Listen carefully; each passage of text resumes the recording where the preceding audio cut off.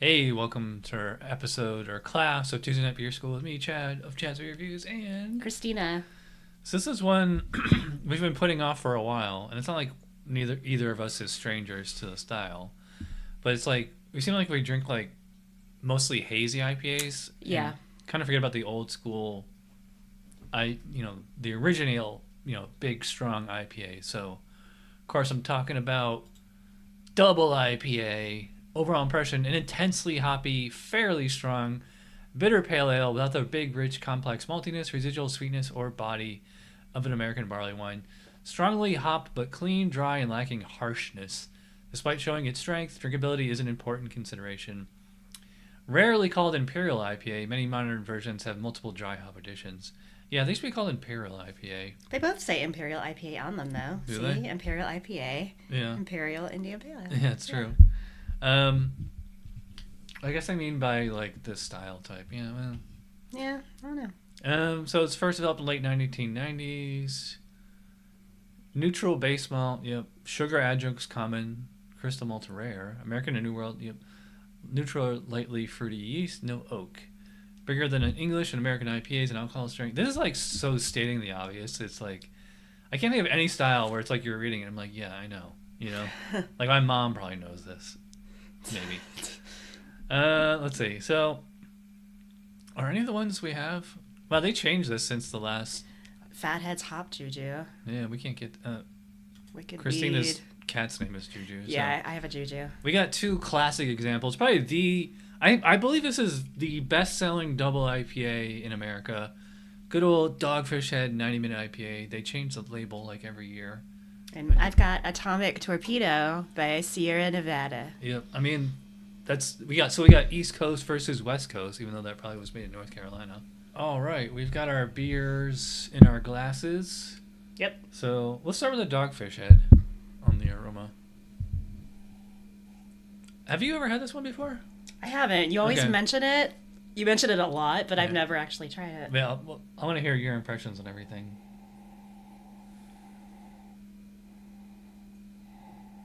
It smells kind of sweet. Mm-hmm. Like a lemon smell. I guess to me it's very more like floral or almost perfumey. Yeah, I could see that. It smells pleasant. I will say, yeah. I mean, there's something a little bit of like lemon peel in there. It's not super citrusy like the way like West Coast and like hazy IPAs tend to smell. Yeah. It doesn't. It's not harsh at all. It's very Yeah. pleasant to smell. That's what I was gonna say. It doesn't smell of alcohol, even though it's 9%. Although I think that perfume character I'm smelling, I think that is the actual alcohol. That's the alcohol. That makes sense. Yeah, I would say it's definitely hoppy. I could smell it as soon as I popped the cap and I was pouring it. I'm like, it's pretty darn hoppy. Yeah, it is. But yeah, I can see how it's a little floral. Yeah, nothing in the way of like the malt. Like it said neutral base malt, so are you getting toast or caramel or No. anything? Yeah, that's pretty normal. All right, let's give the Sierra Nevada. Oh, wow. To me, it smells kind of juicy. To me, it smells very locker roomy.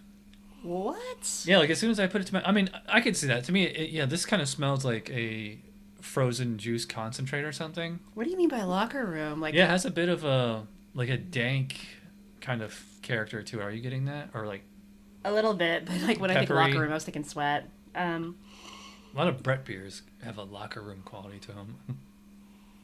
Yeah, there's a little bit of dankness there. Yeah, to me, it's But- kind of like a pineapple. Oddly enough, usually the West Coast ones are very citrusy, but this is It's tropical. this one's tropical and grassy. I think that locker room character is like That's funny to me. I mean, it doesn't smell as juicy as like a hazy, because the hazy tend to smell like actual fresh squeezed juice, whereas this smells kind of like a juice concentrate or something. Yeah, going back to the dogfish though, I get the floral now more intensely on Yeah. it. It's like as soon as I put this to my nose, it has like almost kind of a. I mean, it's like a dank, grassy smell, little Yeah. locker roomy. I don't think they smell anything alike. Yeah. That's often the case when we do the shows. It's like they're there for different reasons. So Mhm. anyway, let's check the specs. A prominent to intense hop aroma, typically featuring modern American New World hop characteristics such as citrus, floral, pine, resin, spice, tropical fruit, stone fruit, berry, or melon. So they have like a huge, checklist of. It doesn't have to have all of these. It just says can have. It's very broad. Yeah. A supportive, clean, neutral to grainy maltiness may be found in the background. I mean, yeah, I would say neutral. I'm not getting toast or caramel or. On either. Yeah, like neither of them smells like malty, like the way like a barley wine or something would, Neutral to like fruity fermentation profile. Alcohol may be noted, but should not be solventy. Yeah, so I mean, they're both right there. I don't know. To me, they seem pretty much perfect each. I could honestly give both of these a 12. What are you thinking? I mean, they both hit the marker, but I don't really want to give both a 12. So I guess 10. 10 for both. Okay. Well, I'll go 10 for both, and if I need to tweak the score later, because I could definitely come up on that one. Yeah. All right. So appearance. The Sierra Nevada is a little more on the amber side, and the Dogfish is a little more orange. I'd say the Sierra Nevada is a lot clearer. Like there's a clarity to it, at least on mine. Mine's like, it's weird because like That I got torpedo doesn't have. Well, maybe because you got the top of the bottle and I got the bottom, and they're both. I mean, they both have a slight haze to them, but it's not near And it's funny, your Dogfish is way clearer than mine. It's so clear. Look at that. Yeah, it must be the glass. Huh. Maybe. So, well. Yeah, I mean, it's funny because yours looks on camera. It looks red. It's really not. Yeah, even comparing them, this one has like a reddish tint to it slightly. If we were outside in the summer, yeah. But anyway, let's see how they compare to the specs. Gold to light orange copper color, but most modern versions are fairly pale. Good clarity, although a little haze is acceptable. Modern size persistent white to off-white head. Yeah. Yeah. Yeah, a little. It says a little haze is acceptable, and I would definitely describe these both as like a little hazy, not, other half or one of those. Yours is. Yeah. Mine's got this clarity too. I'm gonna give both a 3. What do you think? Yeah, they're both fine. They're meeting the specs. 3 for both. All right, we're coming up on the best part, flavor. We'll start with the Dogfish Head. Cheers. Cheers.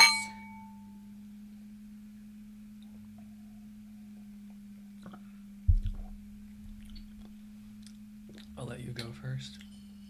Yeah, that floral is really up front. Yeah, the first thing I noticed is for an IPA, it's actually kind of, even though it didn't smell it, it actually tastes fairly malty. Yeah. I think it's actually, I was trying to find the age on that bottle because to me it tastes a little oxidized. Like I get a little of that lemon lollipop. I had it on the smell intensely because I was saying lemon. So I'm getting that too. Do you taste cardboard or sherry? Yeah. Really? Maybe cardboard, a little tiny bit. I could have swore this was a fresh bottle because I always, I'm pretty good about checking the dates, but yeah. I mean, it doesn't taste ancient to me. No, there's no mustiness to it. It's still plenty bitter. That's the thing about this beer, unless they change recipe, like it's 90 IBUs, wow, which is really high, but it does not taste 90 to me. 90? That's kind of surprising. It's not that bad. Yeah, to me it seems more like 50 or 60. Yeah, somewhere in the middle there. It's not intensely bitter, so that's kind of weird. The actual hop flavor, I mean, I definitely call it like lemony, lemon peel. It's not really piney. It's definitely not tropical or juicy. No. It's plenty bitter. I would call it a smooth bitterness. Like it's not any kind of harsh astringency or anything, Yeah, the bitterness kind of comes in at the end. But it doesn't linger. It's not harsh. It lingers a little. Like it's not a completely clean aftertaste. Yeah. But it is for an IPA, it's like noticeably malty. And I remember when I first started drinking this beer like 15 years ago, to me it always had like this kind of coffee kind of taste to it. What? Are you getting that now? No, but I think it's just like because this is like this malt has like a little more character to it. Like it is a little darker, so probably it's like a little bit of like a toasty thing. Yeah, it could be the bitterness too, because coffee has that bitterness. All right, we'll move on to the Sierra Nevada. Cheers again. Cheers.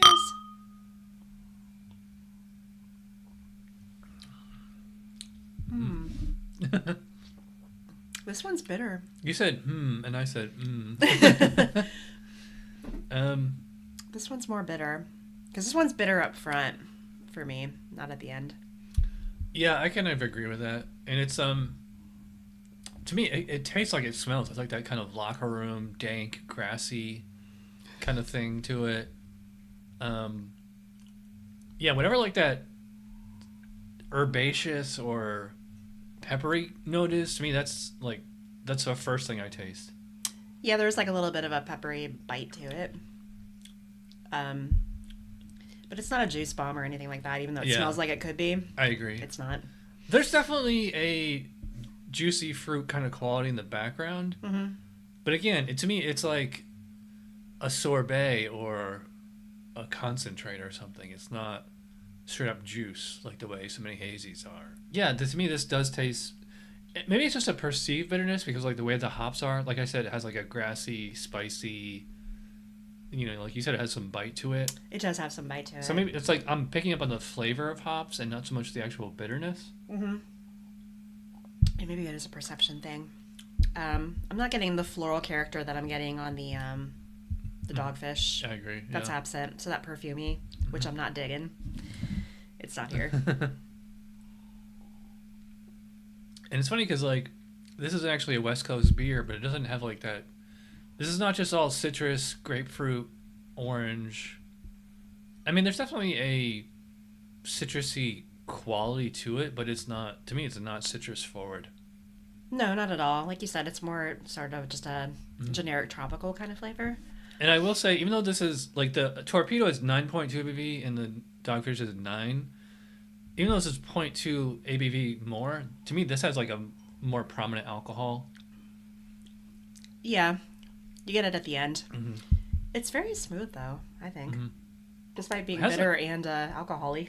I get a little bit of warmth on this one, actually. Yeah, me too. But it's I mean, it's definitely what I would think of as when I think of an imperial IPA.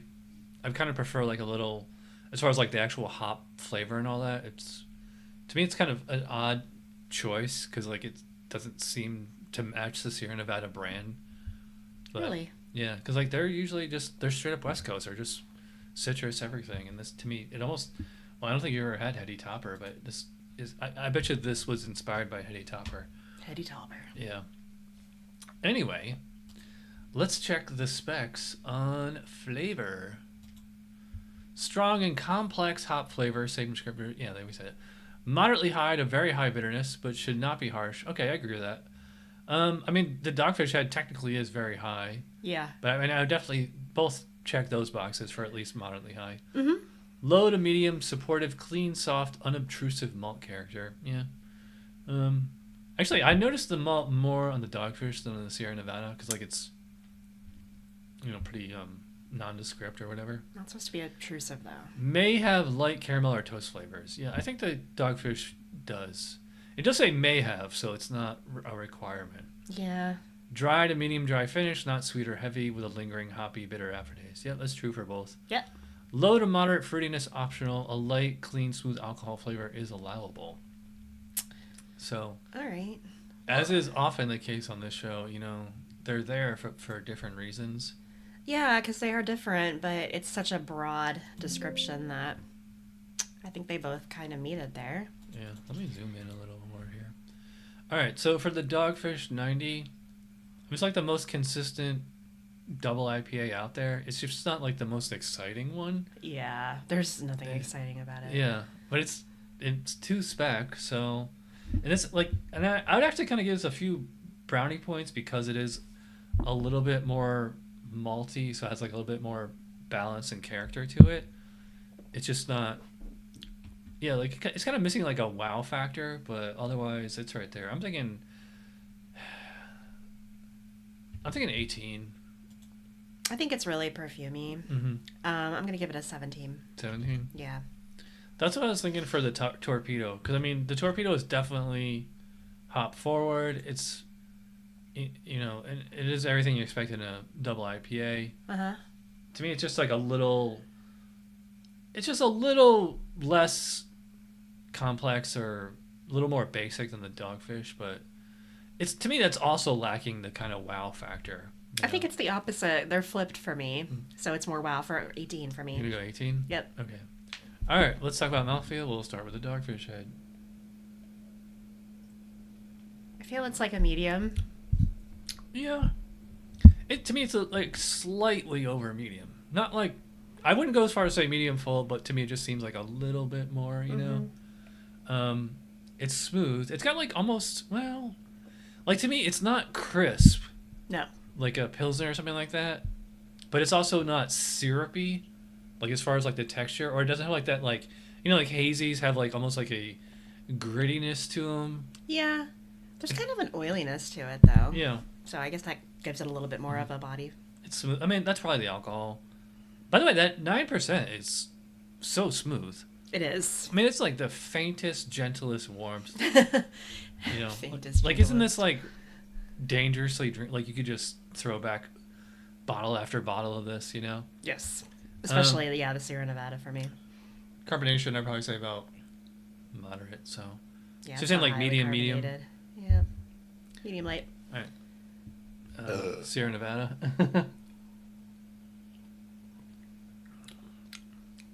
This one drinks like a medium. It seems like a little bit lighter. Really, to me, it seems to have like, maybe because it's been sitting for a while. It's, I mean, I wouldn't go as far as say it's syrupy, but I think that Sierra Nevada is a little less carbonated. Maybe that's what. I agree. So, I mean, the Sierra Nevada is probably got a medium body and like medium low carbonation. Yeah. Yeah, the carbonation on this one's pretty low. But this one has like the actual texture is like more crisp and clean. Like the Dogfish Head seems to have like a little bit of a grit to it or something, you know? Yeah, it's like an oiliness or something. Well, let's see what the specs say about oiliness. Medium light to medium body with a smooth texture. Medium to medium high carbonation, no harsh hop drive astringency. Restrained smooth alcohol warmth acceptable. Yeah. I mean, they definitely have a lingering hoppy bitter aftertaste. Yeah. But I don't know about the carbonation on the torpedo, though. yeah. I don't think it's medium. It's pretty, like... Well, they'll say medium light to medium. So you got a range there. Yeah. So both of these are within the range. They're checking off all... For me, they're checking off all boxes. Which I think that's how the score sheet should be. It should just be to have this yes check. So it's like... Yeah. So you're trying to score something that's objective in a subjective manner. It's quite a paradox. I would give a 5 for both on mouthfeel. What do you think? Yeah, I'll do a 5 for both. Okay. Sure.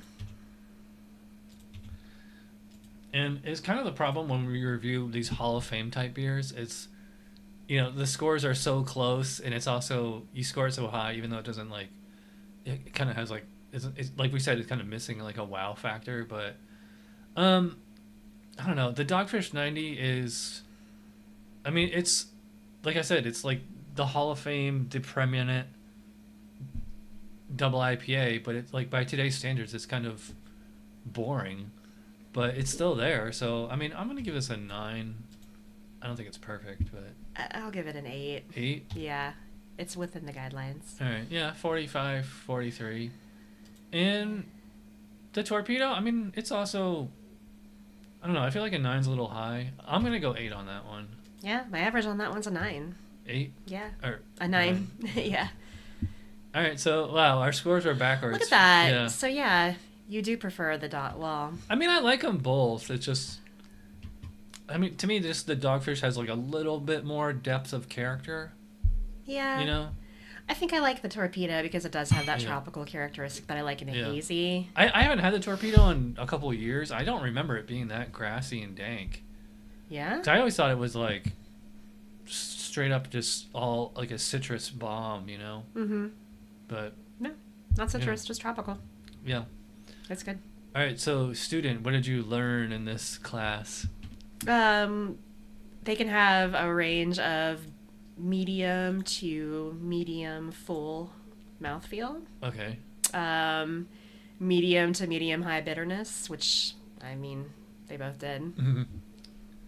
And yeah, it's like they can.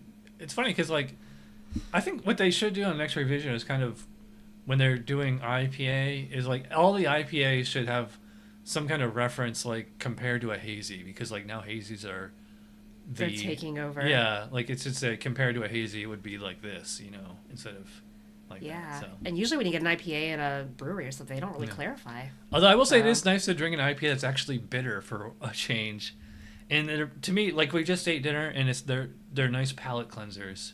And they're not too sweet, so that's good. Although it's definitely hoppy, lingering aftertaste. All right, we're rambling, so we'll see you for triple IPA. Cheers. Triple IPA. That's on Cheers.